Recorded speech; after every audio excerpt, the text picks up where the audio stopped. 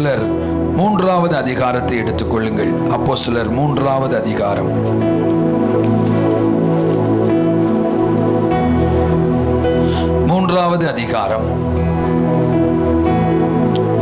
முதலாம் 2ஆம் வசனங்களை எடுத்த ஒருவர் வாசிக்கலாம் சத்தமா மைக்கில். ஜெப வேளையாகிய 9ஆம் மணி நேரத்திலே பேதுருவும் யோவானும் தேவாலயத்துக்கு போனார்கள். அப்பொழுது தன் தாயின் வயிற்றிலிருந்து சப்பானியாய் பிறந்த ஒரு மனுஷனை சுமந்து கொண்டு வந்தார்கள். தேவாலயத்திலே பிரவேசிக்கிறவர்களிடத்தில் பிச்சை கேட்கும்படி நாடோறும் அவனை அலங்கார வாசல் என்னப்பட்ட தேவாலய வாசலண்டையிலே வைப்பார்கள். இந்த இடத்திலே ஜெப வேளையாகிய 9ஆம் மணி நேரத்திலே பேதுருவும் யோவானும் தேவாலயத்துக்கு போனார்கள். அப்பொழுது தன் தாயின் வயிற்றிலிருந்து சப்பானியாய் பிறந்த ஒரு மனுஷனை சுமந்து கொண்டு வந்தார்கள். தேவாலயத்திலே பிரவேசிக்கிறவர்கள் இடத்தில் பிச்சை கேட்கும்படி நாடோறும் அவனை அலங்கார வாசல் என்னப்பட்ட தேவாலய வாசலண்டையிலே வைப்பார்கள்.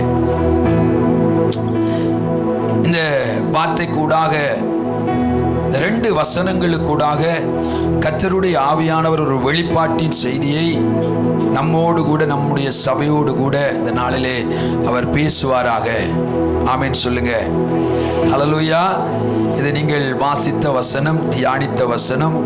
அதிகமாக நாங்கள் செய்திகளை கூட நாங்கள் கேட்டிருக்க இந்த வசனத்தில். ஆனால் இன்றைய நாளிலே கூட இதிலிருந்து பரிசுத்த ஆவியானவர் அதிகாலையிலே எனக்கு ஒரு வெளிப்பாட்டின் செய்தியாக இதை தந்தார். உண்மையாக நான் இன்றைய நாளிலே பின்னேறவு நான் செய்து கொடுக்க இருக்கிறபடினால் ஏற்கனவே போன ஞாயிற்றுக்கிழமை நான் ஆயத்தப்படுத்தின செய்தி நான் பேசலை.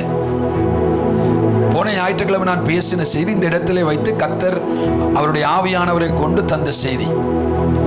அந்த செய்தியைத்தான் இன்றைய நாளில் நான் பேசினேன். ஆனால் அதிகாலையிலே ஆவியானவர் என்னோடு கூட இந்த வார்த்தையை காண்பித்து இந்த 2 வசனங்களுக்கூடாக ஒரு காரியத்தை பேச என்னுடைய இருதயத்திலே அவர் ஒரு பாரத்தை போட்டார்.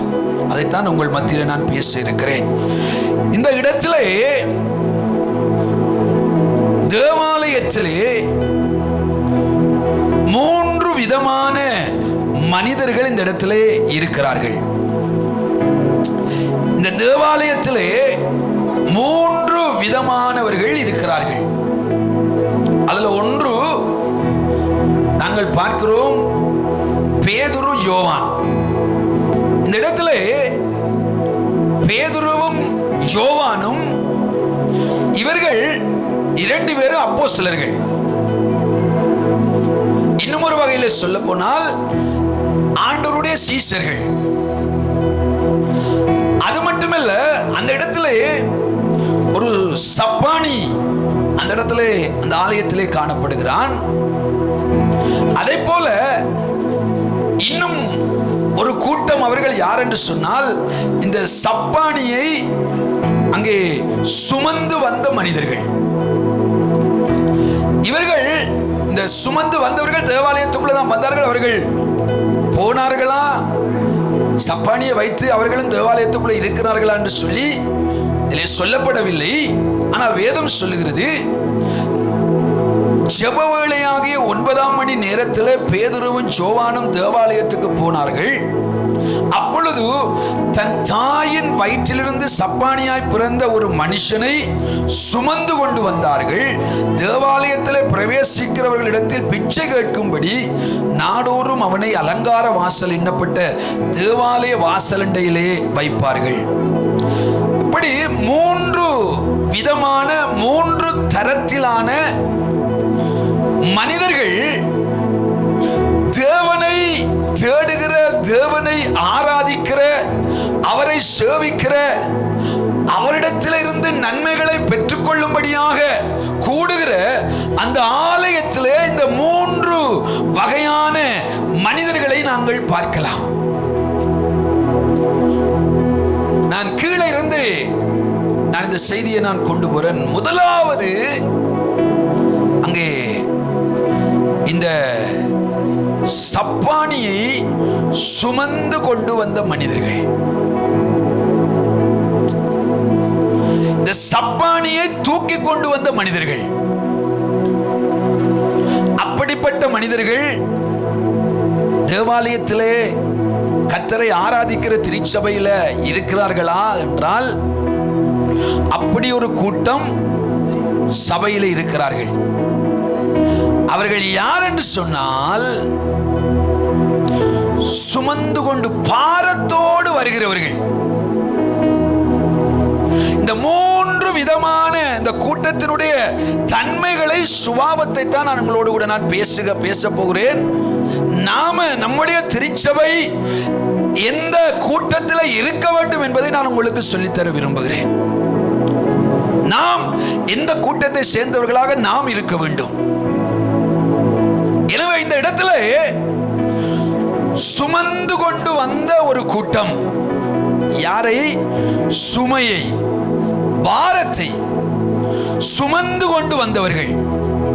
இவர்கள் எங்கே இருந்தார்கள்? தேவாலயத்திலே. இன்றைக்கும் ஒரு கூட்ட ஜனம் தேவாலயத்துக்கு கர்த்தரை தேட என்று இல்லாமல் அவர்கள் வருகிறார்கள், சுமைகளோடு வருகிறார்கள். அப்படிப்பட்ட சுமைகள், கவலை, வேதனை, குடும்ப பிரச்சனை, போராட்டம், இப்படி கன பாரங்களை அவர்கள் தங்களிடத்திலே அவர்கள் சுமந்து கொண்டவர்களாக அவர்கள் சபைக்கு வருகிறார்கள். அவங்க ஜெபிப்பாங்க, கண்ணீர் விடுவாங்க, அழுவாங்க. ஏனென்றா அவ்வளவு நெருக்கத்தோடு வருவாங்க, அவ்வளவு பாரத்தோடு வருவாங்க. அது பிழை என்று நான் சொல்லவில்லை. ஆனால் அப்படிப்பட்டவர்கள் தங்களுடைய தனி சுபங்களிலே இந்த பாரங்களை அவர்கள் இறக்கி வைத்துவிட்டு ஆலயத்துக்கு அவர்கள் ஃப்ரீயாக அவர்கள் வருவார்களாக இருந்தால் இந்த சுமைகள் அவர்களை நெருக்காது. அதனாலதான் நாங்கள் 4 வகையான நிலங்களை பார்க்கிறோம். என்ன நிலம்? முதலாவது என்ன நிலம்? வழியருகே, கற்பாறை, முள்ளுள்ளடம். அடுத்தது நல்ல நிலம். அதுல அந்த அந்த முள்ளுள்ள நிலம் என்னன்னு சொன்னால் நெருக்கம், உலக கவலைகள், ஐஸ்வர்யத்தின் மயக்கம் நெருக்குகிற போது அவர்கள் என்ன செய்வாங்கன்னு சொன்னா, அவங்க பலன் கொடுக்கிறது மாதிரி அந்த வார்த்தையை கேட்கிற மாதிரி இருந்தாலும் அந்த நெருக்கம் வரக்குள்ள எல்லாத்தையும் விட்டுருவாங்க. அத மாதிரி சுமைகளோட நாம தேவ சமூகத்துக்கு வருகிறது பிழை என்று நான் சொல்லவில்லை. ஆனால் அந்த சுமைகள் நாம வருகிற நேரத்திலே நம்முடைய தனி அறையில, ஜெப அறையில அதை இறக்கிவிட்டு இந்த இடத்துக்கு தேவ சமூகத்துக்கு வருகிற போது நாம் இன்னும் கர்த்தரை அதிகமாக நேசித்து அவரை பார்த்து துதிக்கலாம். இன்னைக்கு ஒரு கூட்டம் எப்படி வருகிறார்கள் என்று சொன்னால், கர்த்தரை தேட பாரங்களை அள்ளி கட்டி கொண்டு வராங்க, பெரிய மூட்டைகள்ல. அதனால அவர்களால நீண்ட நேரம் ஆலயத்தில் இருக்க முடிகிறது இல்லை. ஏன்? அவர்கள் அங்க சுமையை என்ன செய்வாங்கன்னு அவங்க இறக்கி வச்ச உடனே அவங்க போகணும் மட்டும் உடனே தீர்மானம் எடுத்துருவாங்க. தேவனோடு ஐக்கியப்படுகிறதற்கும், தேவனோட உறவு கொள்வதற்கும், தேவனை சந்திப்பதற்கும், தேவ பிரசன்னத்தில் மிதப்பதற்கும், ஏதாவது தேவனிடத்தில் இருந்து அதிகமாக அவருடைய ஆவிக்குரிய நன்மைகளை பெற்றுக்கொள்ள வேண்டும் என்ற அக்கறை அவர்களுக்கு இருக்காது. ஏனென்றா அவங்க வரக்குள்ளேயே அவங்களுக்குள்ள இருக்கு இந்த சுமையை நான் இறக்கி வச்சிடணும். அதுதான் அவங்களோட மைண்ட்ல இருக்கு. சுமையை கலட்டணும். சேர்ச்சுக்கு போனா இன்னைக்கு சேர்ச் அப்படி என்றா கலட்டி எல்லாத்தையும் போட்டுட்டு ஃப்ரீயா போற இடம் மாதிரி.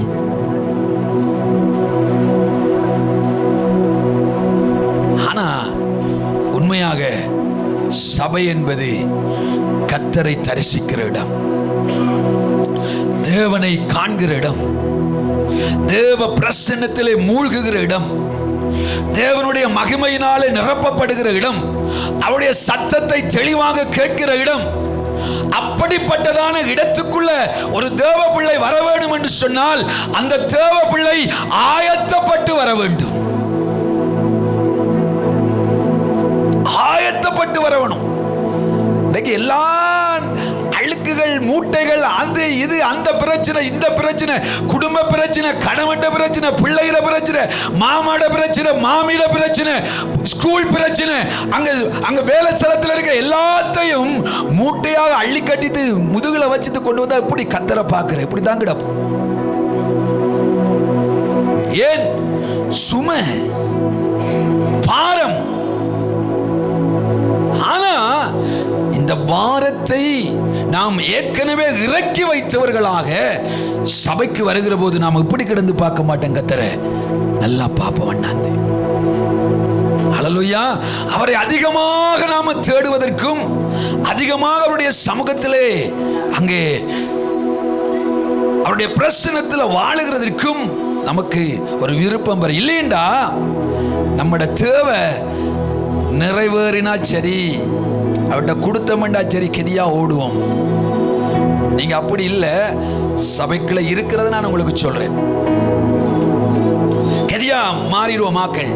ஏண்டா இதுக்குள்ள இருக்கிறதுக்கு எல்லாம் முடிஞ்சதுன்னா நாம உடனடியாக வெளிக்கிட்டுருவோம் என்ற மாதிரியான ஒரு உணர்வு யாருக்கு இருக்கும்? அந்த சுமையை கொண்டு வராக்கள் கலட்டி விட்டா போயிடும்.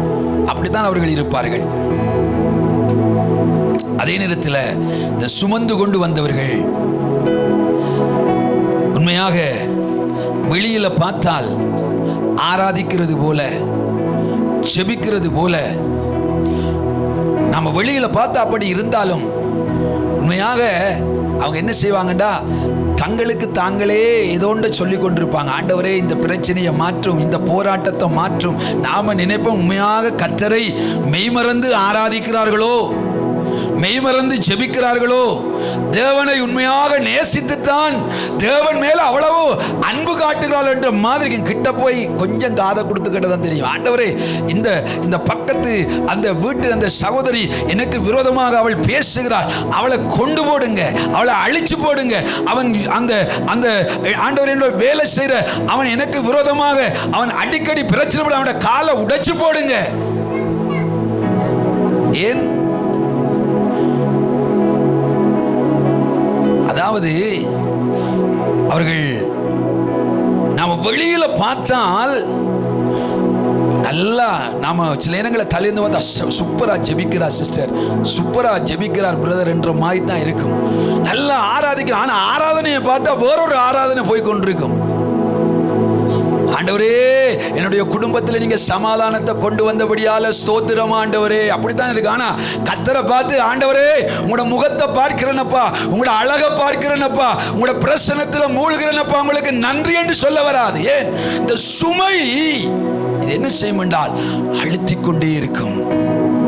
அதனால அங்கே ஆராதனை, துதி, ஜெபம் அவர்கள் தங்களுக்கு தாங்களே செய்து கொண்டே இருப்பாங்க.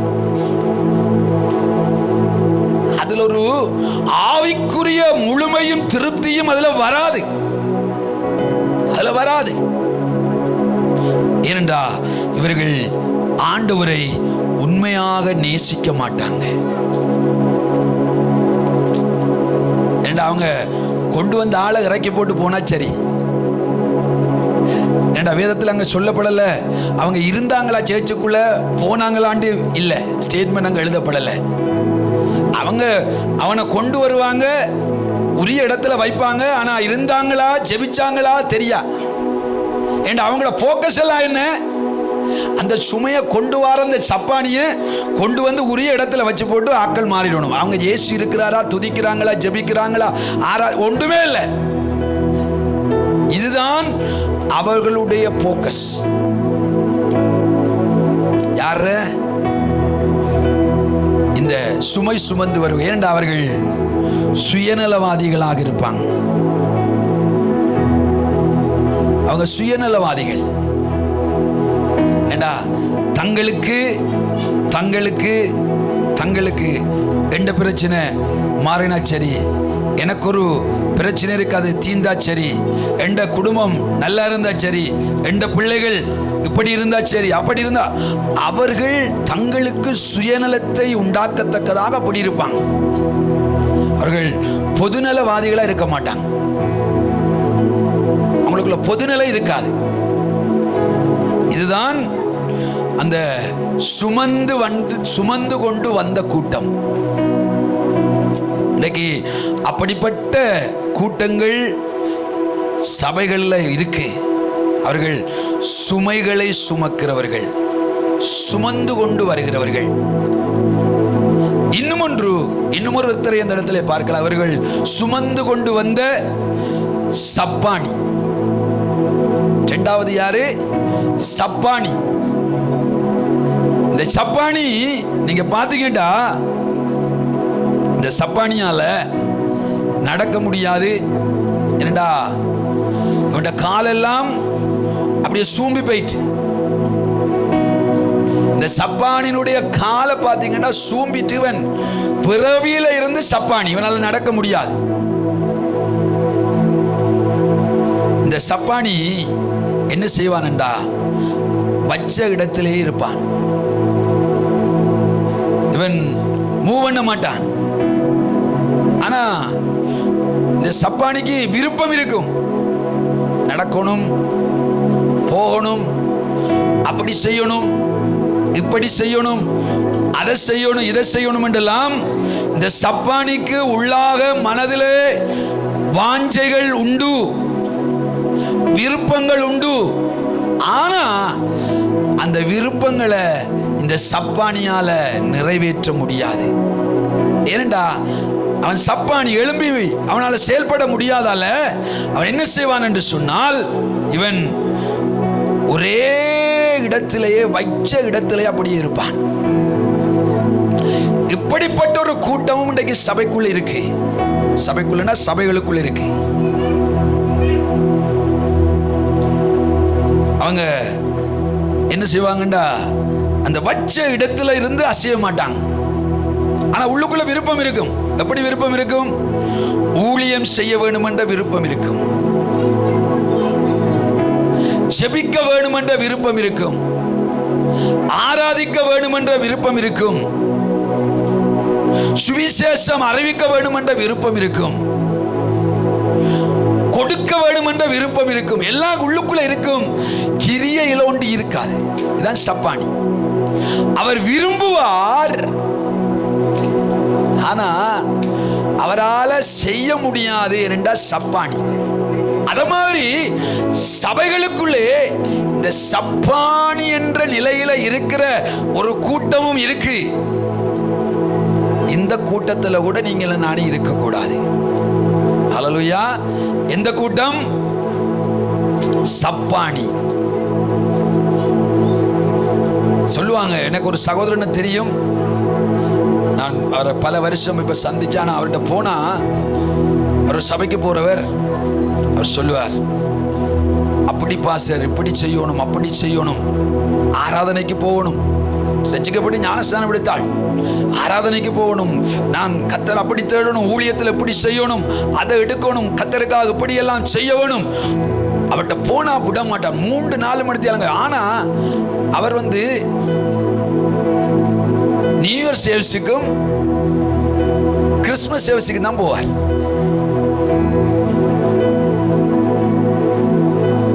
ஆனா நீங்க போய் பட்டுதீங்கண்டா, யாரையும் அவரை பற்றி தெரியலண்டா, அவங்க நினைப்பாங்க, இந்த மனுஷன் ஒரு நல்ல பக்தி, கத்தருக்காக பயங்கரமா செயல்படுற ஒரு ஆள் என்ற மாதிரி தான் அவர கதை இருக்கும்.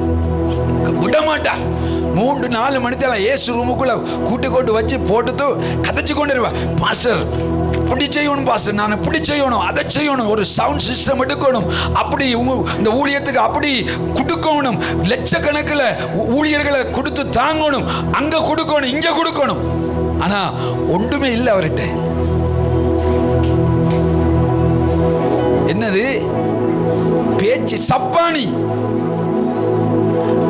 விருப்பம் இருக்கு, அவரால் என்ன செய்ய முடியல, அதை நடைமுறைப்படுத்த இயலா. இன்றைக்கு அதிகமான தேவஜனங்களுக்குள்ள விருப்பம் இருக்கு, ஆனா நாம ஜோர்தானை பக்கத்துல போய்த்து நின்று பிரியட்டும் பிரியட்டும் பிரியட்டும்டா அது பிரியாது. ஜோர்தான் பிரியணும்டா உடன்படிக்கப்பட்டிய கொண்டு வருகிற ஆசாரியர்களுடைய கால் அந்த யோர்தான்ல படணும். அது ஒரு கிரிய. ஆசாரியருடைய கால் பட்டாதான் அது நடக்கும். அப்படி இல்லாம தள்ளி நின்று ஜோர்தான பிளந்து ஆண்டவரே தாங்க தாங்க தாங்கண்டா ஜோர்தான் அப்படித்தான். அப்ப அங்க ஒரு கிரிய உண்டு, நடக்கணும். அத மாதிரி நமக்குள்ள அநேக ஆசைகள் இருக்கு. கர்த்தருக்காக அப்படி செய்யணும், இப்படி செய்யணும், அதை செய்யணும், நல்லது. ஆனா நாம செயல்படாவிட்டால் கர்த்தர் செயல்பட முடியாது. நாம செயல்படணும். நான் ஒரு காரியத்தை ஆண்டவருக்கு இப்படி செய்யணும்டா நம்முடைய விருப்பத்தை வச்சு நம்மளை இட போடுறது இல்லை. நம்ம ஒரு லிஸ்ட்டை கொடுத்து நீங்க கர்த்தருக்கு என்னென்னலாம் செய்யணும் என்று சொல்லி உங்கள்கிட்ட என்னட்டெல்லாம் ஒரு பட்டியலை நீங்க போடுங்கண்டா நீங்க நானெல்லாம் ஆயிரக்கணக்கில் எழுதுவோம். ஏண்டா எல்லாருக்கும் விருப்பம் இருக்கு. முடவர்கள் நடக்கணும், குருடர்கள் பார்க்கணும், ஊமையர்கள் பேசணும், கை வச்சு அப்படி நடக்கும். எப்படி நடக்கிற நீ ஹாஸ்பிடலுக்கு போய் முதல் செய். வியாதியஸ்தர்கள் மேல கையை வச்சு பார். அப்படிலாம் வீட்டில் இருந்து ஆண்டவரே என் மூலமாக முடவர்கள் நடக்கும், முடவர்களை போய் சந்திச்சு முதல் கையை வச்சு ஜெபம் பண்ணு. அப்படிதான் ஆண்டவர் சொல்லுவார். அப்படி இல்லாம இருந்து கொண்டு சப்பானி என்ன செய்ய முடியாது, கிரியைகளை பார்க்க முடியாது. அப்ப இந்த சப்பானி அவன் எப்படி இருப்பான் என்று சொன்னா மற்றவர்களைத்தான் நம்பி தங்கி இருப்பான். யாராவது தூக்க வர மாட்டாங்களா, யாராவது உடுப்பு போட வர மாட்டாங்களா, யாராவது ஏண்டவனால ஏலா குளிப்பாட்ட வர மாட்டாங்களா, யாராவது சாப்பாடு எடுத்து தர மாட்டாங்களா? ஏண்டா சப்பானி, அவனால மூவ் பண்ணேலா. ஏண்டா அவன் அப்படித்தான் இருப்பான். இன்னைக்கு சபைக்குள்ள சில விசுவாசிகள், சபைகளுக்குள்ளே விசுவாசிகள் எப்படி இருக்கிறாங்கடா, சில சொல்லுவாங்க, பாஸ்டர் எங்களுக்காக உபவாசித்து ஜெபம் பண்ணுங்க. நாங்க உபவாசிக்க மாட்டோம். நீங்க மெலிஞ்சு போனாலும் சரி, நீங்க குட்டிச்சு வரானாலும் சரி, நாங்க எங்களோட பொடியை நாங்க அப்படியே கொள்ளு பாதுகாத்து கொள்ளுவோம். நீங்க அப்படி இல்லை. நான் சபைகளை சொல்றேன், நாங்க அந்த மாதிரி கொள்ளுவலன்னு எங்களோட உடம்பை பாதுகாத்தோட நீங்க என்ன செய்யுங்க, எங்களுக்காக சாப்பிடாம இருந்து நல்லா மெலிஞ்சி நீங்க உபவாசித்து ஜெபம் பண்ணுங்க.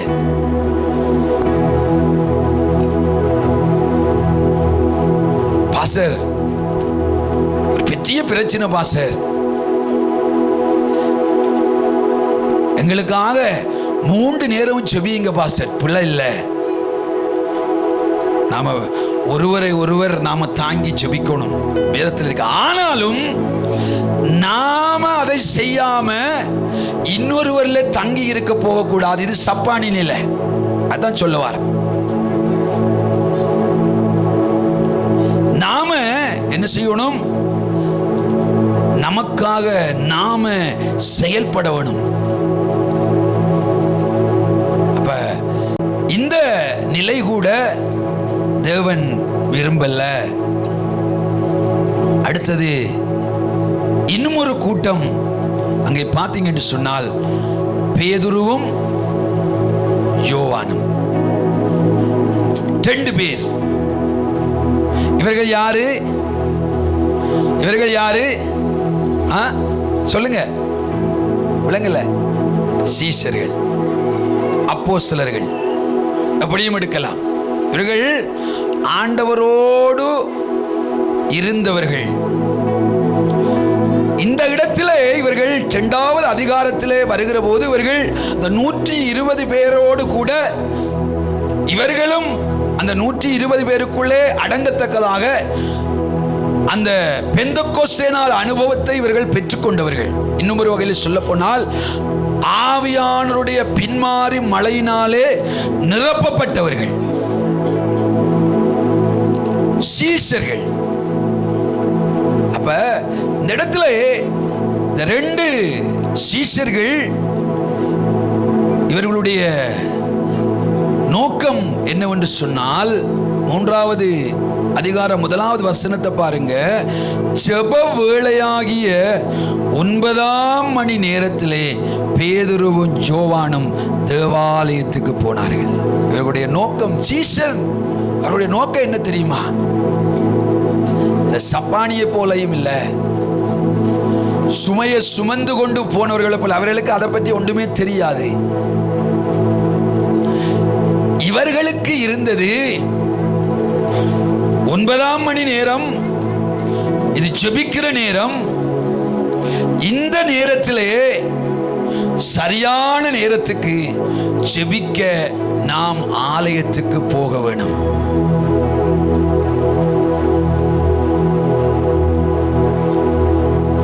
அப்ப இவர்களுடைய அந்த நோக்கம் என்னவென்றால், ஏதாவது பெற வேணுமா? இல்லை. யாராவது இவர்களுக்கு உதவி செய்ய வேணுமா? இல்லை. இவர்களுடைய நோக்கம் என்னவென்று சொன்னால்,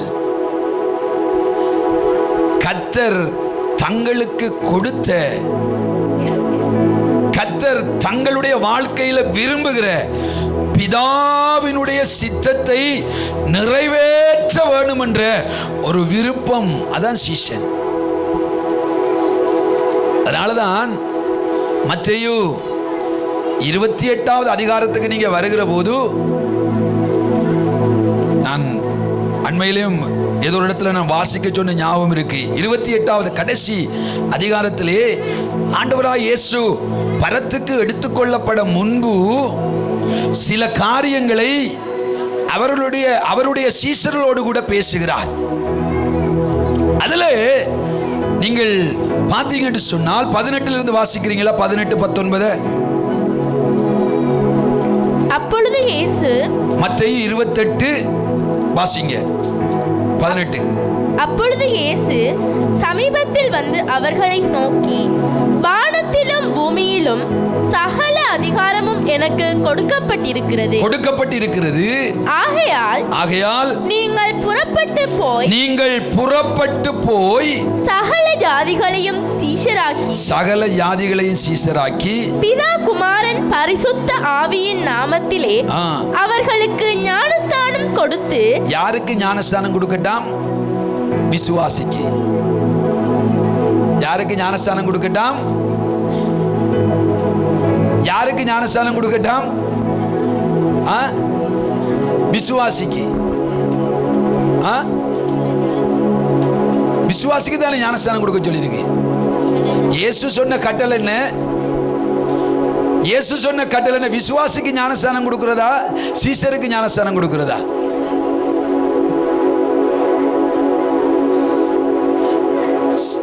இந்த இடத்துல ஆண்டவர் சொன்ன கட்டளை, சகல ஜாதிகளையும் சீஷராக்கி. அவன் ஜெபிக்கணும், அவன் ஆராதிக்கணும், கர்த்தர் மேல் அவனுக்கு ஒரு வைராக்கியம் வரணும், கர்த்தரை போல அவனுடைய வாழ்க்கை மாறணும். அதான் சீஷன். சீஷன் யாரு? சீஷன் யாரு? சீஷன் யாரு? சீஷன் யாரு? சீஷன் யாரு? குருவை போன்றவன். சில சொல்லுவாங்க, நீங்க எந்த மாஸ்டர்கிட்ட படிச்ச? நீங்க சில டீச்சர் மாட்ட கேட்பாங்க, எந்த அவரை போல அடிக்கிறீங்களே,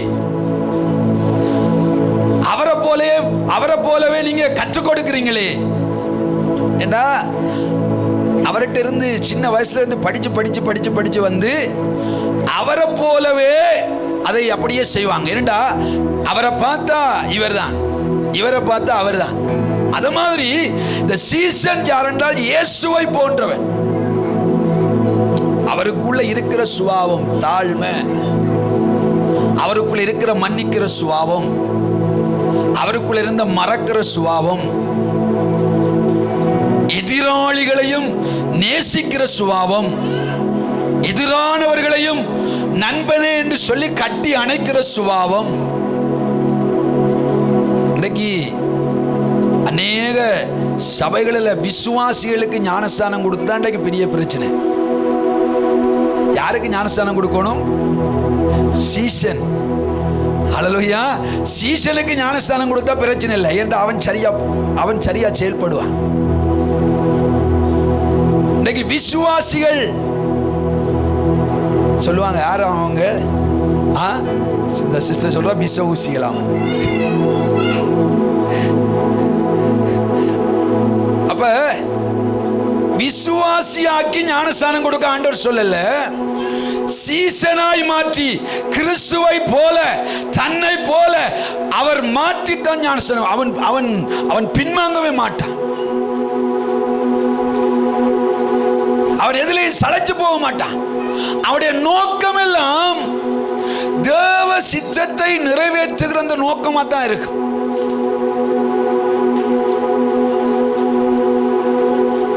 அப்ப இந்த அப்போஸ்தலர்கள் 2 பேருடைய நோக்கம் என்ன? நோக்கத்துக்காக அந்த ஆலயத்துக்குள்ள வராங்க. ஏதாவது ஆண்டவர்ட்ட இருந்து பெற்றுக்கொள்ள வேணும், இல்லாட்டி யாரையாவது சந்தித்து ஆலயத்துக்குள்ள இருக்கிற ஆட்கள்கிட்ட ஏதாவது வாங்க வேணும் வந்தாங்களா? இல்லை. அவர்கள் என்னத்துக்கு வந்தாங்க? ஜெபிக்க வந்தார்கள். ஜெபிப்பதற்காக அந்த இடத்துல வந்தார்கள். சரியான நேரத்துக்கு வந்தார்கள். 9ஆம் மணி நேரத்திலே வந்தார்கள். அடுத்தது அவர்கள் வந்தது இயேசுவை மற்றவர்களுக்கு கொடுக்க வந்தார்கள். சொன்னாங்க, இங்க பிறகு வாசி பாருங்க, வாசிங்க 3 வாசிங்க. தேவாலயத்திலே பிரவேசிக்க போகிற பேதுருவையும் யோவானையும் அவன் கண்டு பிச்சை கேட்டான். இந்த சப்பானி பிச்சை கேட்டான். பேதுருவும் யோவானும் அவனை உற்று பார்த்து, எங்களை நோக்கி பார் என்றார்கள். அவன் அவர்களிடத்தில் ஏதாகிலும் கிடைக்கும் என்று எண்ணி அவர்களை நோக்கி பார்த்தான். அப்பொழுது பேதுரு, வெள்ளியும் பொன்னும் என்னிடத்தில் இல்லை, என்னிடத்தில் உள்ளதை உனக்கு தருகிறேன். நசரேயனாகிய இயேசு கிறிஸ்துவின் நாமத்தினாலே நீ எழுந்து நட. நசரேயனாகிய இயேசு கிறிஸ்துவின் நாமத்தினாலே. அவர்களிடத்துல உலக பிரகாரமாக ஒன்றுமே இல்லை. உண்மையா அதான் சொல்றாங்க, எங்கிட்ட வெள்ளியும் இல்லை பொண்ணும் இல்லை உனக்கு தாரத்துக்கு. ஒருவேளை நான் உனக்கு தந்துட்டேன்டா, இருந்ததை தந்தாலும் நீ இன்றைக்கு இரவைக்கு சாப்பிடுவ, நாளைக்கு உன்னால ஒண்ணுமே செய்வ. ஆனா நிரந்தரமாக உன்னுடைய வாழ்க்கை மாற்றப்படத்தக்கதாக, நிரந்தரமான ஒரு சுகத்தை நீ பெற்றுக்கொள்ளத்தக்கதாக, இனி யாரை நீ தங்கி இருக்காம நீ நிரந்தரமான ஒரு வாழ்க்கைக்குள்ளே போகத்தக்கதாக. அப்படி பாருங்க, அவர்களுடைய இருதயம் அப்படித்தான் இருந்தது. உனக்கு ஒரு நிரந்தரமான தீர்வை தருகிறோம். நிரந்தரமான தீர்வு. என்ன தீர்வு? இயேசுவத்தால் எடுத்துக்கொள்றியா? இன்னைக்கு ஆண்டவருடைய நற்செய்தியை சொல்வதற்கு இன்னைக்கு நமக்கு எவ்வளவோ சந்தர்ப்பங்கள் கிடைச்சு நாம என்ன செய்யறோம்? சொல்லாம போறோம். அதே இடத்துல இந்த இடத்துல நீங்க சொல்லுகிற அநேகர் இருக்கிறீங்க. அது எப்ப வரும்னு தெரியுமா? அந்த உணர்வு சீசனுக்குள்ளதான் வரும். இந்த ஆத்துமா போற வழியில செத்து போயிட்டா, இந்த ஆத்துமா ராத்திரி படுத்து நாளைக்கு எழும்ப முடியாம இரவு மரிச்சு போயிட்டா, ஐயோ எப்படி ஆகிலும் இந்த நற்செய்தியை இந்த ஆத்துமாவுக்கு கிறிஸ்துவை குறித்து சொல்ல வேண்டும் என்ற அந்த உணர்வு சீசனுக்கு வரும். நீங்க பேதுருவோட வாழ்க்கையை நீங்க பிறகு வாசிச்சு பாருங்க. 4வது அதிகாரத்துல 4வது வசனத்துல பார்த்தா அவருடைய முதல் பிரசங்கத்துல 5000 பேர், அடுத்த பிரசங்கத்துல 3000 பேர். அவன் ஒரு அப்போஸ்தலன் மட்டுமே, அவனோட சீஷன், இயேசுவோட இருந்தவன். அவனுடைய தாகம் எல்லாம் இயேசுவை எப்படி ஆகிலும் அறிவிக்க வேணும், இயேசுவை எப்படியாகிலும் கொடுக்க வேணும். ஏண்டா இயேசுவோடு இருந்த நேரத்தில் இயேசுவும் பார்க்கிறான். இயேசு சொல்றார், பிதாவினுடைய சித்தத்தை நான் எப்படியாகிலும் நிறைவேற்ற வேணும், பிதாவினுடைய சித்தத்துக்காக நான் பிரயாசப்படணும். அவர் பிரயாசப்பட்டதெல்லாம் ஜனங்களை பிதாவின் பக்கமாக திருப்பி பரலோக ராஜ்யத்துக்குரியவர்களாக மாற்ற இயேசு பிரயாசப்பட்டதை இயேசுவோடு இருந்த இந்த பேதுரு பார்க்கிறான். இப்ப அந்த சுபாவம் இந்த சீசனுக்குள்ள வந்துட்டு அப்படியே. அதனாலதான் நீங்க பாத்தீங்கன்னு சொன்னா இந்த இடத்துல இந்த இயேசுவை இவன் என்ன செய்கிறான் என்றால், மற்றவர்களுக்கு கொடுக்கத்தக்க இந்த இந்த இந்த சப்பானியை பார்த்து சொல்லுகிறான், என்னட்ட பொன் இல்லை வெள்ளி இல்லை, ஆனால் இருக்கிற ஒன்றை நான் உனக்கு தருகிறேன். ஒருவேளை இந்த சப்பானி யோசிச்சிருப்பான், அப்ப பெரியோரு பொக்கிஷம், பொன்னை விட வெள்ளியை விட பொன்னும் வெள்ளியும் தான் பெருமதியானது, அதை விட பெருமதியானது என்னடா அவர் கொண்டு வந்திருக்கிறார். இந்த உலகத்தில் அப்படி என்ன இருக்குது பெருமதியானது? அப்படி ஒருவேளை அவன் யோசிச்சிருக்கலாம். ஆனால் இந்த பொன்னை விட வெள்ளியை விட பெருமதியானது, இந்த உலகத்திலேயே பெருமதியான ஒரு பொக்கிஷம் தான் இயேசு. அது அந்த சீசனுக்கு தெரிந்திருந்தது. எனவே அந்த சீசன் என்ன செய்கிறான் என்றால், அந்த இயேசுவை அந்த இடத்திலே அந்த சப்பானிக்கு கொடுக்கிறான். எனவே இயேசுவை மற்றவர்களுக்கு கொடுக்க ஆயத்தமாய் இருக்கிறவர்கள் அவருடைய சீஷர்கள். அதே நேரத்தில் இயேசுவின் மேல் ஒரு அளவு கடந்த விசுவாசம் உள்ளவர்கள். அவனோட காலை பார்த்தா அப்படியே சூம்பி செதில் பிடிச்சிது. அப்படிதான் இருக்கு பைபிள்ல. ஜெபிக்கிற போது அந்த செதில் எல்லாம் கலண்டு விழுது. செதில் பிடிச்சி சூம்பி போய் அவன் வெயிட்டுக்கு அவன் எழும்பி நின்றா அப்படியே உடையிற மாதிரி நாம பார்த்தோம்டா, ஐயோ எழுப்பி ஒரு வேளை எழுப்பி நின்று கால் உடைஞ்சித்துண்டா, அப்படித்தான் நமக்கு வரும். ஏண்டா அந்த விசுவாசம், இவன் எழும்பி நடந்து அடுத்த எட்டு வச்சுதான்டா தடக்கி விழுந்து முகங்குப்புற விழுந்தா ஏற்கனவே அவனுக்கு இடுப்பு பிரச்சனை, இப்ப பல்லுக்கில் எல்லாம் போய்த்தாண்டா என்ன செய்யறது? அப்படித்தான் சில வேளைகளிலே சில அவிசுவாசங்கள் சில நேரங்களில் நம்முடைய வாழ்க்கையில சில காரியங்களை கர்த்தருக்காக செய்ய தடுக்கும். ஆனால் ஒரு சீசன் எப்படி இருப்பான் என்றால், பூரண விசுவாசம் உடையவனா இருப்பான். அவனுக்கு பார்த்தா ஒரு கதையும் இல்லை, கால் உடையுதா எழும்புதா.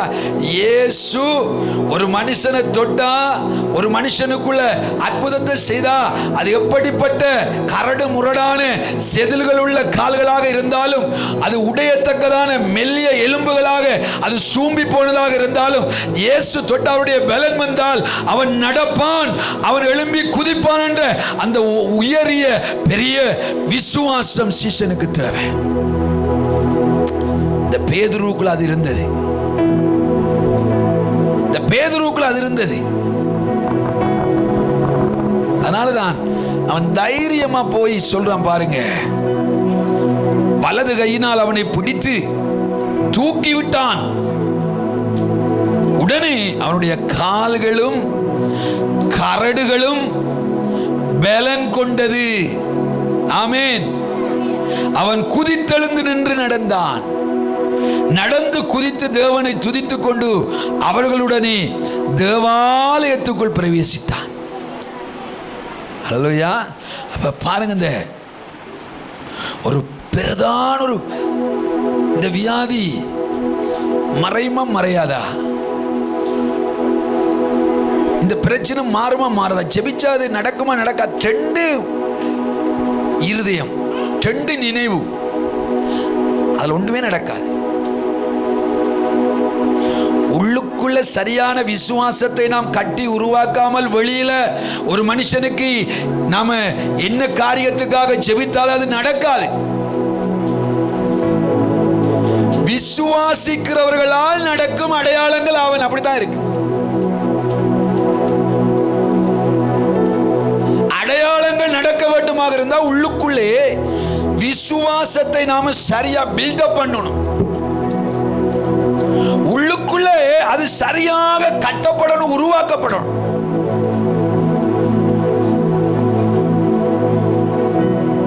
சுகத்துக்காக ஜெபிக்கிறவர் மட்டுமில்ல, சுகத்தை பெற்றுக் கொள்ளுகிறவர்களுக்குள்ளே அந்த விசுவாசம் வரும்.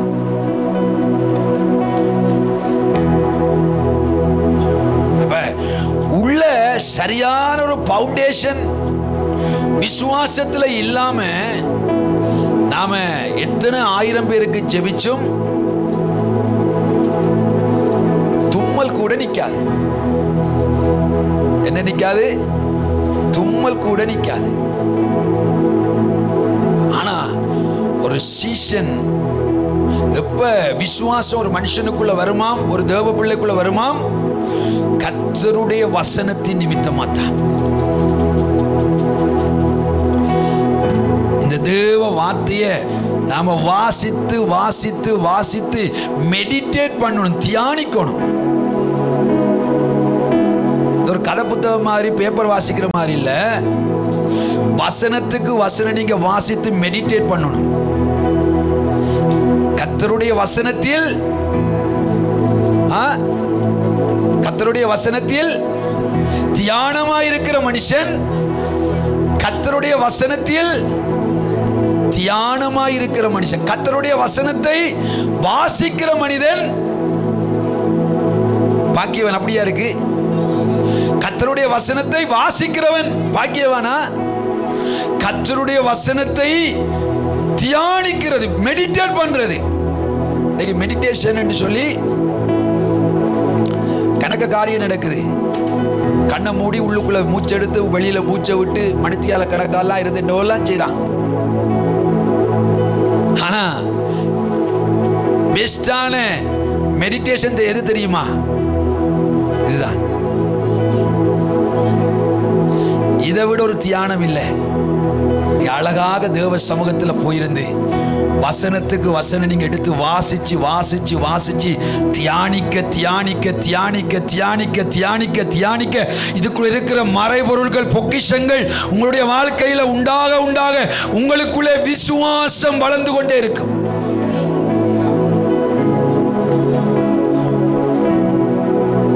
கேள்வி வசனத்தினாலே வரும்.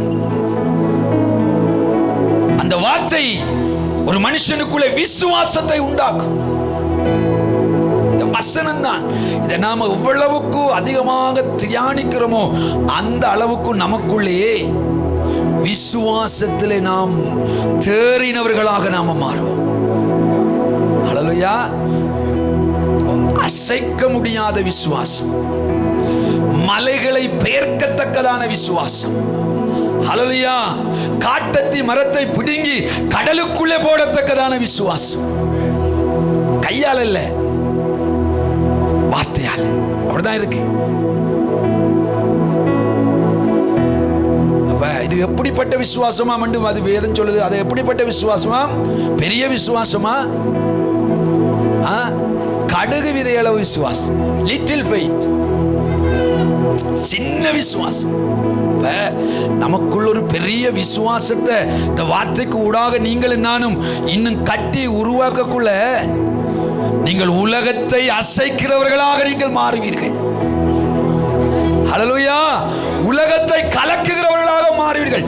வசனம் உங்களுக்குள்ள வேரூன்ற வேரூன்ற வேரூன்ற வேரூன்ற எந்த மலையோ எந்த காற்றோ எந்த வெள்ளமோ உங்களை அசைக்க முடியாது. நீங்கள் நிலை நிற்பீர்கள், நிலை நிற்பீர்கள். மரித்து போன சடலம் எல்லாம் உங்களுக்கு முன்பதாக ஒரு சாதாரணமான ஒரு பேப்பரை போல தெரியும். சிம்பிளா போய் கையை வச்சு எழுப்பி போட்டு போவீங்க. ஹல்லேலூயா. நான் இரவு ஒரு தேவ மனுஷனுடைய சாட்சியை நான் அவரை குறித்து கேள்விப்பட்ட நான் இரவு நான் அதில் பார்க்குற இடத்துல 8 பொடி எழுப்பி இருக்கிறார். 8 செத்து போன சரீரத்தை எழுப்பியிருக்கிறார். அவர் முதலாவது அவருடைய வாழ்க்கையில் நடந்த ஒரு சம்பவம் என்னென்றால், ஒரு இடத்துல அவர் கூட்டத்துக்கு போறார். ஒரு பிரசங்கியார் பிரசங்கம் பண்ணி கொண்டிருக்கிறார். எப்படி பிரசங்கம் பண்றாருண்டா, செத்த ஒடிகளை நீங்கள் எழுப்புவீர்கள், மரித்து போனவர்கள் மேல கரங்களை வைக்கிற போது அவர்கள் உயிரோடு எழும்புவார்கள், நீங்க விசுவாசத்தோடு செய்யுங்கள், அது நடக்கும். அப்படி எல்லாம் பேசுற நேரத்தில் இவர் பிரசங்கம் பண்ணி அந்த பிரசங்கியா முடிஞ்ச நேரத்தில் இந்த மனுஷன் பாரார். பென்சன் என்று சொல்லி நீங்க அடிச்சு பார்க்கலாம். அவர் போறார், போய் கேட்கிறார் இந்த பிரசங்கியார்ட்ட, ஐயா நீங்க எத்தனை பொடியை அழுப்பி இருக்கிறீங்க, பிரசங்கம் பண்ணீங்க, எத்தனை பொடியை அழுப்பி இருக்கிறீங்க? அந்த நேரத்தில் இந்த பிரசங்கியார் சொல்றேன், நான் ஒன்றே எழுப்பல. அப்ப ஏன் ஐயா பிரசங்கம் பண்றீங்க? இல்ல, இந்த ஜனங்களுக்குள்ள விசுவாசம் வந்து அவர்கள் எழுப்பட்டுமே. நேரத்தில் தான் இவருக்குள்ள ஒரு விசுவாசம் வருதாம். இவர் சொல்றார், ஆனா இவருடைய வாழ்க்கையில கிரியில்லை, ஆனா நான் அதை செய்ய வேணும். போனார், பைபிள் எடுத்து நல்லா ரீட் பண்ண தொடங்கினார், மெடிடேட் பண்ண தொடங்கினார், வாசிச்சு வாசிச்சு தியானிக்க தொடங்கினார். வாசிச்சு போட்டு அந்த ஊரெல்லாம் போறார். அடுத்த நாள் போய் தட்டி கேட்கிறார், உங்களோட வீட்டு யாராவது செத்ததா, உங்களோட வீட்டை யாராவது செத்ததா? ஒவ்வொரு இடத்துலயும் போறார். போனா சிலர் ஏசுறாங்க, உனக்கு நான் பைத்தியமா, செத்தா தெரியாதா, கொடி போட்டிருப்பாங்க, ஏதோ ஒன்று நடக்கும் தெரியாதா, அம்மா யாராவது செத்து இருக்கிறாங்களா? எல்லாம் கேட்டு களைச்சு போய் இப்படி நடந்து வரார். பார்த்தா உடனே கத்துற சத்தம் கேட்குது, கத்துற சத்தம் கேட்குது. அந்த இடத்துல தான் போய் எட்டி பார்த்தார். ஒரு தம்பி 4 வயது நினைக்கிறவனுக்கு செத்து போயிட்டான். செத்து போய் படுத்திருப்பாங்க, வளர்த்தாட்டி இருக்கு, எல்லாம் அழுது கொண்டிருக்கிறாங்க.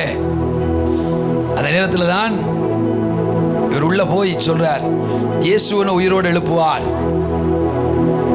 இயேசுவை நம்புங்க. அப்படியா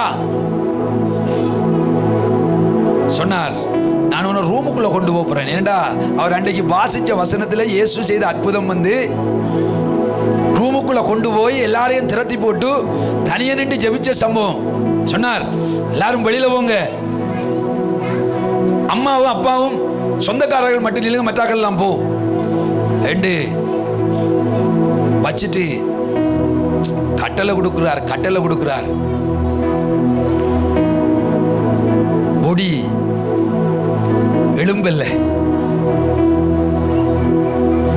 எழும்பல்ல, ஆனா அவர் சோர்ந்து போகல. அவர் சொன்னார், நீங்களும் வெளியில போங்க. 2 ஆக்களையும் ரூமை பூட்டினார். அவனை பார்த்து சொன்னார், அவனோட பேரை சொல்லி இயேசுவின் நாமத்தினால எழும்பென்று ஒரு வார்த்தை சொன்னார். எழும்பிருந்து தும்மி நான் படியேன். எழும்பி சக்கென்று சொல்லி தும்மின உடனே கதவை திறந்து சொன்னார், இந்த பிள்ளைய வச்சுக்கொள்ளுங்க, நான் வாரன். ரட்சிக்கப்பட்டாங்க. இப்படி 8 மரித்து போன சடலங்களை அவர் உயிரோடு எழுப்பினார். எப்படி தெரியுமா? அவருக்குள்ளே இருந்த அந்த விசுவாசம். அவருக்கு பார்க்கிற நேரத்தில் அது பொடியா தெரியல.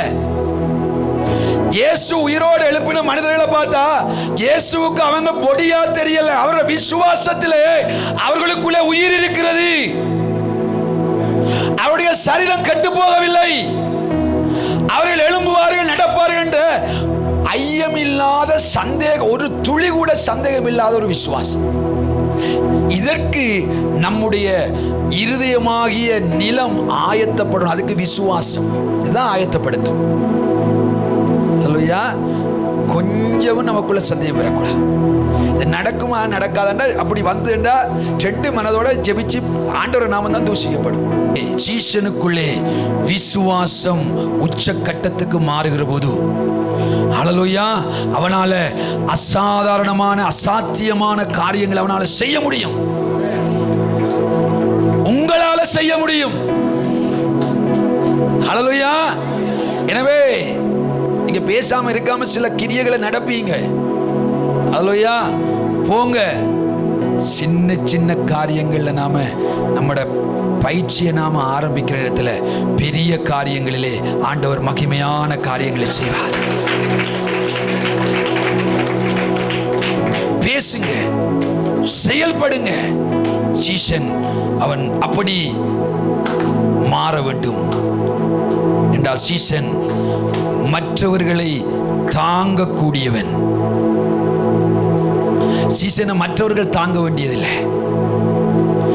சீசனை மற்றவர்கள் சுமக்க வேண்டியதில்லை. சீசன் அநேகரை தாங்கக்கூடியவன், அநேகரை சுமக்கக்கூடியவன். அவன் தான் சீசன். ஹல்லேலூயா. அதே நேரத்தில் இந்த சீசனுடைய மனநிலை எப்படி இருக்கும்டா, ஏதாவது மற்றவர்களுக்கு ஏதாவது ஒன்று செய்யணும்.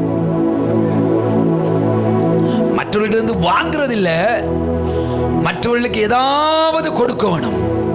ஏதாவது உதவி செய்து கொண்டே இருக்கணும், ஏதாவது செய்து கொண்டே இருக்கணும். அந்த கிறிஸ்துவினுடைய அந்த சுபாவம், அந்த சாயல் அவனுக்குள்ள வரும். ஏனென்றா அவன் இயேசுவின் சுபாவத்தினாலே அவன் நிரப்பப்பட்டவனாக இருப்பான். ஆமென். எனவேதான் இந்த இடத்துல நாங்கள் பார்க்கிறோம் 3 அப்போஸ்தலர் 3 முதல் 2 வசனங்களை பாருங்க. ஜெபவேளை ஆகிய 9ஆம் மணி நேரத்திலே பேதுருவும் யோவானும் தேவாலயத்துக்கு போனார்கள். அப்பொழுது தன் தாயின் வயிற்றிலிருந்து சப்பானியாய் பிறந்த ஒரு மனுஷனை சுமந்து கொண்டு வந்தார்கள். தேவாலயத்திலே பிரவேசிக்கிறவர்களிடத்தில் பிச்சை கேட்கும்படி நாடோறும் அவனை அலங்கார வாசல் எண்ணப்பட்ட தேவாலயத்திலே அவனை வைப்பார்கள். இந்த இடத்துல 3 விதமான மனிதர்கள். இன்றைக்கு நாம எந்த வகைக்குள்ள நாம் இருக்கிறோம்? இயேசுவை அறிந்து ஞானஸ்தானம் எடுத்து அவருக்குள்ளே அவருடைய வசனத்திலே கட்டப்பட்டு அவரை தேடிக்கொண்டிருக்கிற நாம் இந்த 3 வகையான மனிதர்களுக்கு ஒப்பான இந்த உதாரணத்திலே எந்த வகைக்குள்ள நாம இருக்கிறோம்? எந்த வகையை சேர்ந்தவர்களாக இருக்கிறோம்? உங்களை நீங்க ஆராய்ந்து பாருங்க. சப்பானிய போலையா?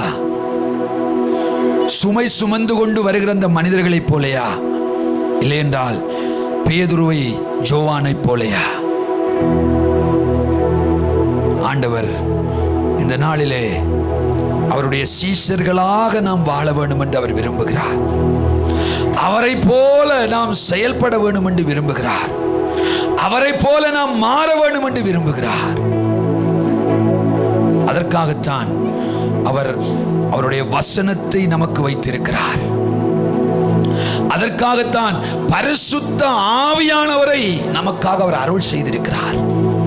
எனவே வார்த்தையிலும் ஆவியானுடைய வல்லமையிலும் நாம் கட்டப்பட்டவர்களாக அதிகமாக அதிலே வளர வளர வளர வளர கிறிஸ்துவின் சுபாவம் உள்ளாகவும் வெளியாகவும் நமக்குள் இருந்து வெளிப்பட ஆரம்பிக்கும். ஹல்லேலூயா. உள்ளாகவும் வெளியாகவும் நாம் கனி கொடுக்கிறவர்களாக மாறும். சீஷன் கனி கொடுக்கிறவனாக அவன் இருப்பான் என்று ஒரு வசனம் இருக்கு. நான் உங்களுக்கு அதை காண்பிக்கிறேன் பாருங்க. அங்கே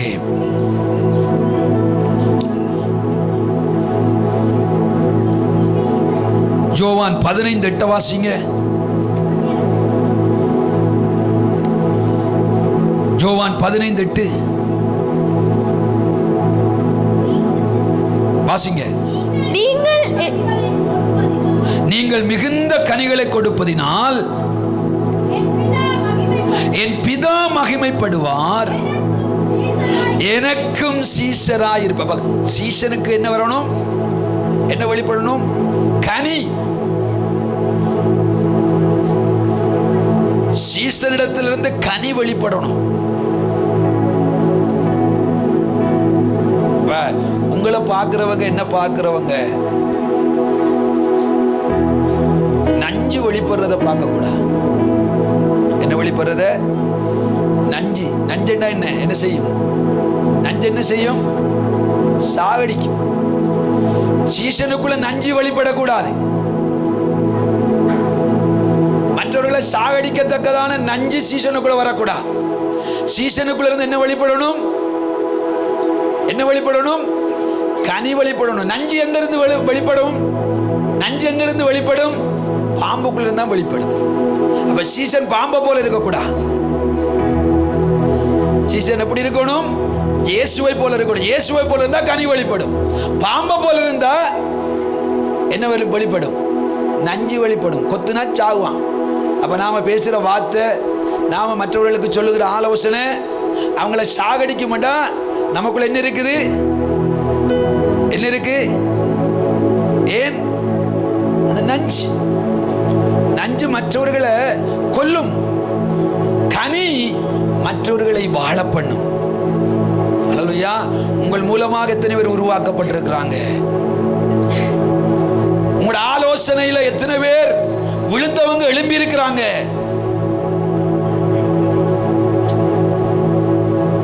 உங்களோட வாழ்க்கைய மாடலா பார்த்து எத்தனை பேர் ஜெபிக்க தொடங்கி இருக்கிறாங்க? எத்தனை பேர் சபைக்கு போக தொடங்கி இருக்கிறாங்க? இதுதான் கனி. சீசன் கனி கொடுக்கணும். அது மட்டும் இல்ல, இன்னும் ஒன்று சொல்றேன். யோவான் 13:35 வாசிங்க. 13:35 கடைசியா வாசிச்சு முடிக்க போறோம். கணக்க காரியம் இருந்தாலும் நீங்கள் ஒருவரில் ஒருவர் அன்புள்ளவர்களாயிருந்தால் அதனால் நீங்கள் என்னுடைய சீஷர்கள் என்று எல்லாரும் அறிந்து கொள்வார்கள் என்றார். ஹல்லேலூயா. ஹல்லேலூயா. சத்தத்தை காணல. ஹல்லேலூயா.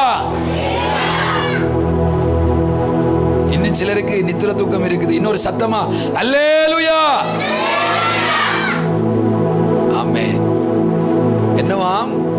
சீசன் நீங்கள் ஒருவரில் ஒருவர்.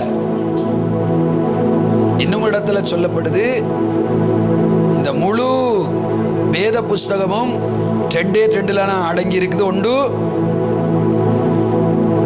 தேவனை நேசி, தேவன் மேல அன்பு செலுத்து. அடுத்தது, உன்னை நீ நேசிக்கிற வண்ணமாய் மற்றவனை நேசி. இந்த இடத்துல என்ன சொல்லப்படுது? நீங்கள் ஒருவரில் ஒருவர் அன்பாயிருந்தால் அதனால் நீங்கள் என்னுடைய சீஷர். சீஷனா பாம்பா? எப்படி அடையாளப்படுத்துறது? இப்ப பாம்பா சீஷனாண்டு? நஞ்சு வெளிப்பட்டால் யாரு? நஞ்சு வெளிப்பட்டா யாரு? சத்தமா சொல்லுங்க. கனி வெளிப்பட்டா யாரு? ஒரு மனுஷனுக்குள்ள இருந்து கனி வெளிப்படுமாக இருந்தால் அவன் கிறிஸ்துவின் சீஷன். மாறாக ஒரு மனுஷனை இன்னொரு மனுஷன் அவன் ஏதோ ஒரு வகையில் அவன் அன்பு செலுத்தாமல், கனி இல்லாமல், ஒரு மனுஷன் இன்னொரு மனுஷன் மூலமாக அவன் தாக்கப்படுகிற போது, வேதனைப்படுகிற போது, அங்க ஆண்டவருடைய அன்பு அந்த இடத்திலே வெளிப்படவில்லை. ஹல்லேலூயா. ஆண்டவருடைய சுபாவம் அந்த இடத்திலே வெளிப்படவில்லை. அதனால தான் சொல்லப்படுது, நீங்கள் ஒருவரில் ஒருவர் அன்பாயிருந்தால் அதனால் நீங்கள் என்னுடைய சீசர்கள் என்று எல்லாரும் அறிந்து கொள்வார்கள். நாம படம் போட்டு காட்ட தேவையில்லை, நாம ஒட்டிட்டு போக தேவையில்லை. நான் இந்த சர்ச்சுக்கு தான் போறேன், நான் இவ்வளவு நேரம் தான் ஜெபிக்கிறேன், நான் இப்படித்தான் பரிசுத்தமா இருக்கிறேன், எந்த வாழ்க்கை இப்படித்தான் இருக்கு என்று சொல்லி நாம் எந்த நோட்டீஸும் போட தேவையில்லை, எந்த காரியமும் செய்ய தேவையில்லை. அதை பார்த்து, நம்முடைய கிரியைகளை பார்த்து மற்றவர்கள் நம்மை குறித்து எப்படி சாட்சி சொல்லுகிறார்கள். நம்மை குறித்து மற்றவர்கள் எப்படி அளவிடுறாங்க, என்னை குறித்து எப்படி மற்றவர்கள் அளவிடுறாங்க, உங்களை குறித்து மற்றவர்கள் எப்படி அளவிடுறாங்க எப்ப தெரியும்? கனி கொடுக்கிறது, கனி கொடுக்கிறது. அதுலதான் ஒருவரை ஒருவர் நாம் அளந்து பார்க்க முடியும். ஹல்லேலூயா. எனவே அவருடைய சுபாவத்தினாலே நான் நிரம்பினவர்களாக நாம் அவருடைய வருகைக்கு நாம் ஆயத்தப்படுவோம். ஹல்லேலூயா. மாரநாதா, இயேசு சீக்கிரம் வருகிறார். ஹல்லேலூயா. அதுதான் ஒரு இலக்கு. ஏறிஞ்ச வாரம் ஏன் ஆராதிக்கிறோம், ஏன் துதிக்கிறோம்? இதில் என்ன ரகசியம்? எங்களை காட்டுறதுக்கா, எங்களை வெளிப்படுத்துறதுக்கா? இல்லை, கடைசியில அவருடைய ராஜ்யத்துக்குள்ள நாம் எல்லாம் போய் சேரணும். அதுக்கு ஆயத்தப்படுத்துகிற இடம் தான் இது. ஒரு ஆயத்தப்படுத்துகிற கூடம் சபை. நம்ம ஆயத்தப்படுறோம், கர்த்தர்களை ஆயத்தப்படுத்துகிறார். கடைசியாக இங்க ஆயத்தப்படாம இந்த ரியசல்ல நாம பிழையாயிட்டு கல்யாணத்துக்கு வந்து நின்றா என்ன நடக்கும்? பாஸ்டர் சொல்லுவார், ஏற்கனவே சொல்லி கொடுப்பார், ரியசல்ல இப்படித்தான் நீங்க செய்யணும்னு.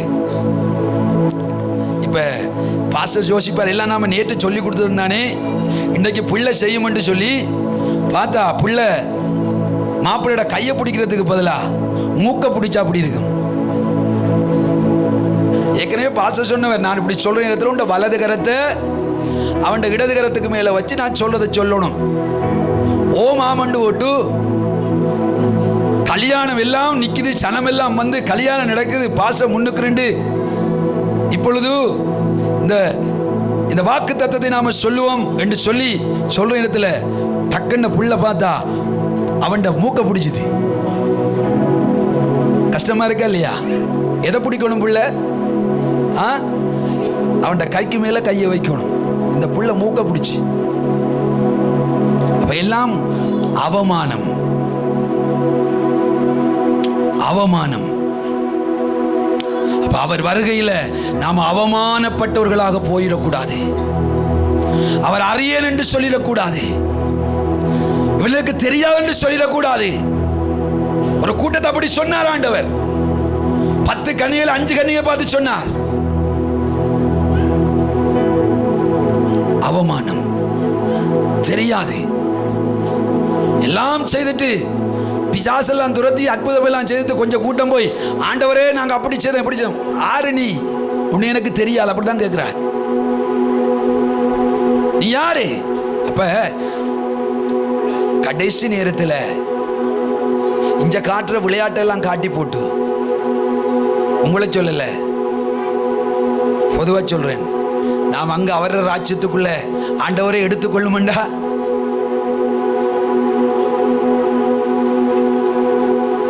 ஆண்டவர் கம்ன்னு சொல்லுவாரா? வாங்க, உள்ள வாங்க, உண்மை உத்தமமான ஊழியக்காரனே, நீ இந்த கல்யாண வீட்டுக்குள்ள பிரவேசி. அப்படி கர்த்தர் சொல்லணும். நீ கொஞ்சத்துல உண்மையா இருந்தாய், அநேகத்துல உன்னை அதிகாரியா வைக்க. அப்படி கர்த்தர் நம்மளை பார்த்து சொல்லணும். ஹல்லேலூயா. கேட்பார், நீ யார்? அப்படி கர்த்தர் உங்களை என்னையும் பார்த்து கேட்க கூடா. சொல்லணும், உன்னை எனக்கு நல்லா தெரியும். ஒவ்வொரு நாளும் காலையில 3 மணிக்கு என்னைய போட்டு தட்டி தட்டி வந்து என்ற பாதத்திலிருந்து ஜெபிப்பை உன்னை நல்லா தெரியும். சர்ச்சுக்குள்ள வந்தா ஆராதிக்கிற நேரத்தில் நீ அசைய மாட்டியே, ஒரே இடத்தில் நின்று என்ற பிரசன்னத்தினால நிரம்பி வாஞ்சித்து துதித்துக் கொண்டே இருப்பையே. உன்னை நல்லா தெரியும் எனக்கு. எங்க போனாலும் யாரு நரகத்துக்கு போகிறாண்டு சத்தியத்தை அவர்களுக்கு ஊட்டி ஊட்டி சொல்லுவே. உன்னை நல்லா தெரியும். இதை விட இந்த உலகத்தில் நாம என்ன செய்தோம்? என்னையா பிரயோஜனம்? என்னம்மா பிரயோஜனம்? இவ்வளவு எப்படிப்பட்ட ஒரு பெஸ்டான ஒரு வாழ்க்கை வாழ்ந்தும் தேவனுடைய ராஜ்யத்தை நீங்களும் நானும் இழந்து போனா அதுல என்ன பிரயோஜனம்? எனக்கு பேச வேணும் போல இருக்கு. சில குமுறல்களை ஆவியானவருக்குள்ள தருகிறார். இருதயத்திலே சில உடைவுகளை கர்த்தர் தருகிறார்.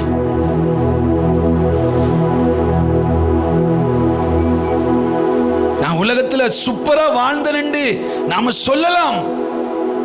ஆனா அதனால பரலோகத்துக்கு என்ன லாபம்? உங்களை என்னை உண்டாக்கின இயேசுவுக்கு என்ன லாபம்? உனக்காக ரத்தம் சிந்தின கர்த்தருக்கு என்ன லாபம்? என்ன லாபம்? என்ன லாபம்? அந்த ராஜ்யத்துக்குள்ள நாம பிரவேசிக்காம போனா, அதுக்காகத்தான் கத்தி கத்தி எத்தனையோ ஊழியர்கள் அவருடைய வார்த்தையை பிரசங்கிச்சு கொண்டிருக்கிறாங்க. வேற ஒன்றுக்காக இல்ல. உன்னுடைய ஆத்துமா, என்னுடைய ஆத்துமா நரகத்துக்குள்ள போகக்கூடா. சிலர் யோசிக்கிறாங்க நம்ம சேர்ச்சுக்குள்ள வந்தா பரலோகம் போயிடலாம். நோ.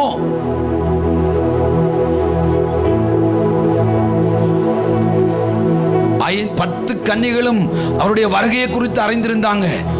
அவருடைய வருகைக்கு ஆயத்தப்பட்டாங்க. ஆனா எண்ணெய் வைத்திருந்தவர்களோ 5 பேர், அரைவாசி பேர், 50 வீதம். 50 வீதமானாக்கிட்ட இல்ல, 50 வீதமானாக்கிட்ட இல்ல, 50 வீதமானாக்கத்தான் வச்சிருந்தாங்க. அப்ப சபைக்குள்ளே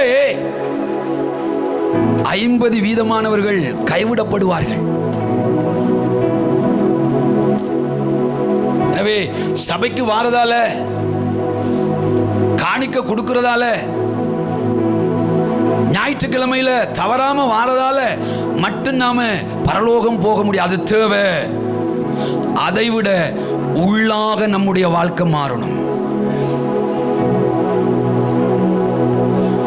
இது மாறல. இந்த வாழ்க்கையில நான் போன வாரம் கர்த்தர் எனக்கு கற்றுத்தந்தது பயங்கரமான ஒரு தேவ பிரசன்னம். என்ற அறைக்குள்ள நான் மிதக்கிற அளவுக்கு, அப்படி சில வேளைகளில் தான் நான் அதை அனுபவித்திருக்கிறேன். அப்படியே அவரோட கூட நான் சேர்ந்திருக்கிறேன். திடீரென்னு எனக்கு எதிராக செயல்பட்ட ஒரு சகோதரனுடைய யோசனை வருது. நான் சாட்சியா சொல்றேன். நான் அவரை குறித்து நான் மெடிடேட் பண்றேன். இப்படி இவர் எனக்கு செய்தவரே, இப்படி எனக்கு எவ்வளவு என்னை எப்படி கஷ்டப்படுத்திட்டாரே என்றக்குள்ள என்னை அறியாமலேயே கோபம் வருது. எனக்கு ஒரு கோபம் எண்ணம் எனக்குள்ள. நான் கிரியையில் ஒன்றுமில்லை, உள்ளுக்குள்ள அது எனக்குள்ள வார நேரத்தில் நான் பார்க்கிறேன். என் மேல இருந்த இந்த அபிஷேகத்தின் அளவு இருக்குத்தானே, அது கொஞ்சம் கொஞ்சமாக அப்படியே வெடிப்புள்ள தொட்டியால லீக் ஆகிற மாதிரி கொஞ்சம் கொஞ்சமாக மாறி பார்க்கிறேன். எனக்குள்ள அது அப்படியே இல்லாம நான் வெறுமையாகிற மாதிரி பார்க்கிறேன். நான் டக்குன்னு பார்க்கிறேன், ஏன் இது எனக்கு நடந்தது? என்னை நான் ஆராய்ஞ்சு பார்க்கிறேன். அந்த நேரத்தில் எனக்கு தெரியுது, என்னை அறியாமலேயே எனக்குள்ளே உண்டான அந்த மாம்ச சுபாவம், அந்த மாம்ச எண்ணம், என் மேல இருந்த தேவ ஆவியானுடைய அந்த அளவை அப்படியே வெடிப்புள்ள தொட்டுக்குள்ளால போற மாதிரி ஒரு கட்டத்தில் பார்க்கிறேன். ஒன்றுமே இல்லாதது போல. ஐயோ, பிரதான் ஆண்டவர்கிட்ட மன்னிப்பு கேட்கிறேன். ஆண்டவரே பாருங்க, ஒரு சுபாவம், ஒரு மாம்ச சுபாவம், ஒரு வெடிப்பு, இன்னொரு மாம்ச சுபாவம், இன்னொரு வெடிப்பு, இன்னொரு மாம்ச சுபாவம், இன்னொரு வெடிப்பு. கடைசியில எல்லாம் போய் எம்ஜிஆர் நிக்கக்குள்ளதான் நீ ஆண்டவரை நோக்கி பார்த்து என்ன பிரயோஜனம்? ஆண்டவர் சொல்ல முதல்ல அட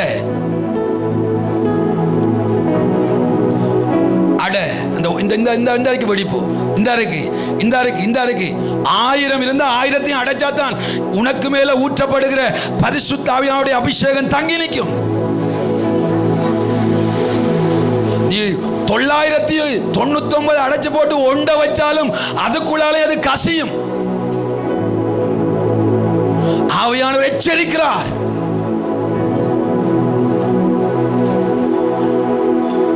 எனக்கு எச்சரிக்கிறார், உங்களுக்கு எச்சரிக்கை. அந்த எச்சரிப்பின் செய்தி எனக்குள்ளே, எனக்கும் அது தேவையா இருக்கு. சின்ன வெடிப்போ பெரிய வெடிப்போ, மாம்சம் தேவனுக்கு விரோதமான பகை. அதை நாம வச்சுக்கொண்டு கர்த்தரை பிரியப்படுத்த இயலாது. அது இருந்தா தேவராஜ்யத்துக்குள்ள பிரவேசிக்கவும் இயலாது. மாம்ச சுபாவங்கள் ஒரு மனுஷனுக்குள்ள அவன் மறைத்து வைத்துக் கொண்டு அவன் இப்ப சொல்லலாம் நான் பரலோக ராஜ்யத்துக்குள்ள போக போறேன். ஆனால் அந்த சுபாவம் மாற்றப்படும் வரைக்கும் அது மாறாமல் அந்த மனுஷனால போக முடியாது. அந்த மனுஷியால போக முடியாது. உள்ளுக்குள்ள எனக்கு மாற்றம் நடக்கலண்டா நான் இந்த பூமியில ஒரு ஒரு ஒரு வாடிக்கையான ஒரு வாழ்க்கை வாழலாம். தேவ ராஜ்யத்தை நான் இழந்து போய் விடுவேன். இந்த மாம்ச கிரிய பயங்கரமானது. அநேகர வாழ்க்கையில வியாதிகளுக்கு காரணம் அதுதான். சிலருடைய வாழ்க்கையில நான் பார்த்திருக்கிறேன், குழப்பங்களுக்கு, பிரச்சனைகளுக்கு, தர்க்கங்களுக்கு, வாக்குவாதங்களுக்கு, சண்டைகளுக்கு மாம்சக்கிரியை.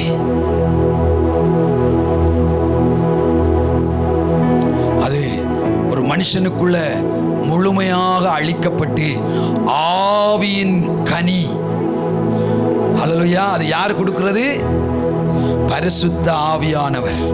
அந்த கனியினால நாம நிரம்பி. நானும் இந்த இடத்துல இருந்து பிரசங்கம் பண்றேன், நான் ஒரு பெர்ஃபெக்ட் என்று சொல்லி 100க்கு 100% நான் சரி என்று சொல்லி நான் சொல்ல வரல. கர்த்தர் நமக்கு உணர்த்துகிற போது, கர்த்தர் நமக்கு சில காரியங்களை பேசுகிற போது, இஸ்ரவேல் ஜனங்க என்ன செய்தாங்கன்னு தெரியுமா? ஆண்டவர் பேசுவார், ஆனா உங்களுடைய இருதய கடினத்தின் நிமித்தமா ஆண்டவர் சொல்றார், உங்களுடைய பிடரியை நீங்கள் மடக்காமல் எதிர்க்கிறது என்னென்று கேட்கிறார் இஸ்ரவேல் ஜனங்களை பார்த்து. ஏனென்றா அவர்கள் கானானுக்குள்ள போக வேண்டும் என்பதற்காக மோசே வச்சு, ஆனா அவர்களுக்கு மோசே பேசினது அவர்களுக்கு விளங்கல. அருமையான சகோதரனே, சகோதரியே, இந்த நாளில் உங்களோடையும் என்னோடையும் கர்த்தர் பேசுகிறார். நம் சீஷர்கள் கனி கொடுப்போம். ஹல்லேலூயா. அவருடைய ராஜ்யத்துக்கு போவதற்கு எங்களை ஆயத்தப்படுது. இதுதான் ஒரே ஒரு தேவனுடைய நோக்கம். ஹல்லேலூயா. எவ்வளவுதான் பறந்து பறந்து என்ன செய்தாலும், நானும் தான் பறந்து பறந்து ஊழியம் செய்தாலும், இந்த ஊழிய சர்டிபிகேட் எல்லாம் கொண்டு ஆண்டவரை இத்தனை கூட்டம் உழவு நடத்தி இருக்கிறேன் அப்படி எல்லாம் நான் சொல்லி அவரை என்ன செய்ய முடியாது, இந்த பக்கமாக வசைக்க முடியாது. ஹல்லேலூயா. இங்க மாற்றம் இல்லாம நம்மட வாழ்க்கையில உலகத்தில் ஒரு ஜெயமுள்ள வாழ்க்கை வாழ்ற மாதிரி இருந்தாலும் தேவ ராஜ்யத்துக்குள்ளே நாம் பிரவேசிக்க முடியாது.